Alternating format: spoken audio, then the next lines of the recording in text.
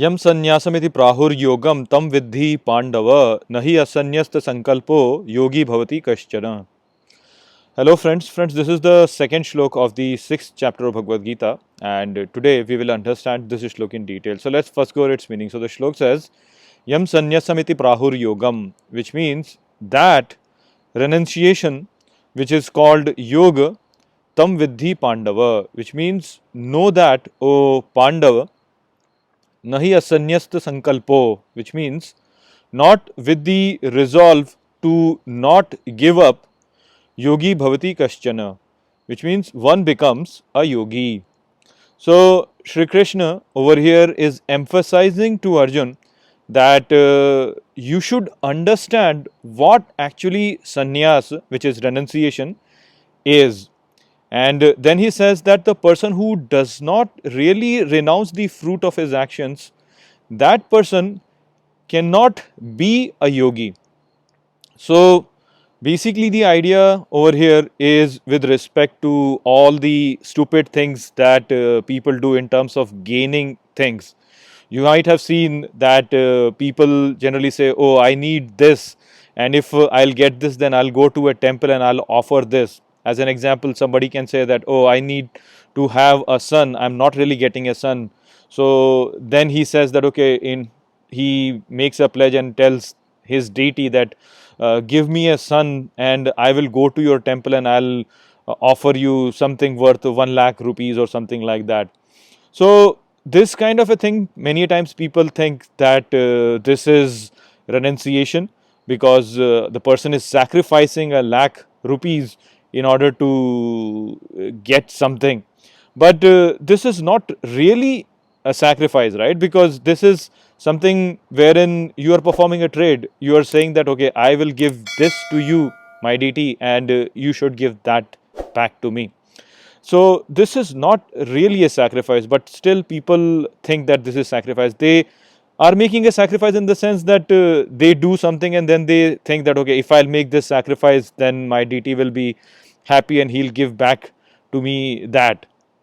This is not really a sacrifice. This is basically trade, wherein you go to a shop and you say, okay, I'll give you this and you give me back that. So that is what Shri Krishna is telling over here, that you should understand what actually sacrifice is. This is not really a sacrifice wherein you give something and then you expect something from God to give back to you.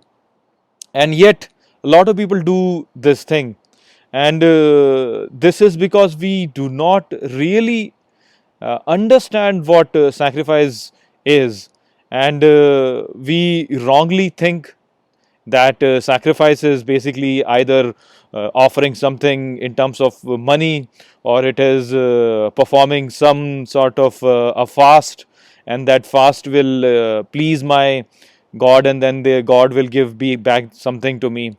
So this is not really sacrifice.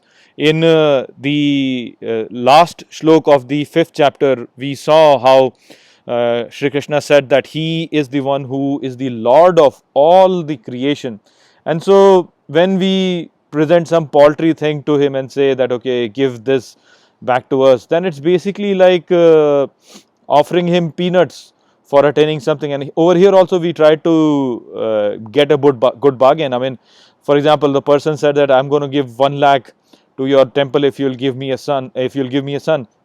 Over here, I mean, for a person for an entity who is the Lord of this entire creation, for him 1 lakh is nothing, and still we do this preposterous thing of offering him 1 lakh, and then we expect in return to get a son who can then earn crores of rupees and give us back to us. So again, we behave in a very paltry manner in regards to this also.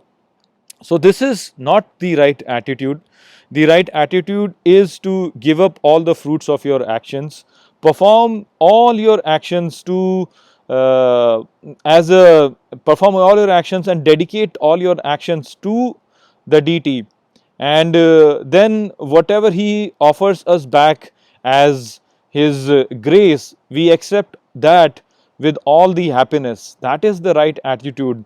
That is when you're actually performing the sannyas. That is the point when you're actually performing a sacrifice.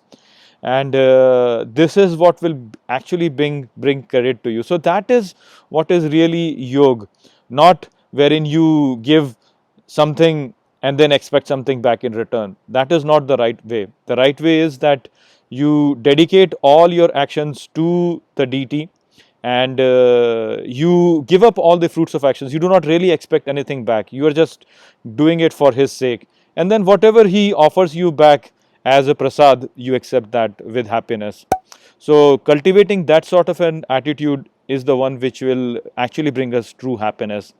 So I hope that I have explained this shlok well to you. With that, I'll close this video. I'll see you all in the next video. Take care.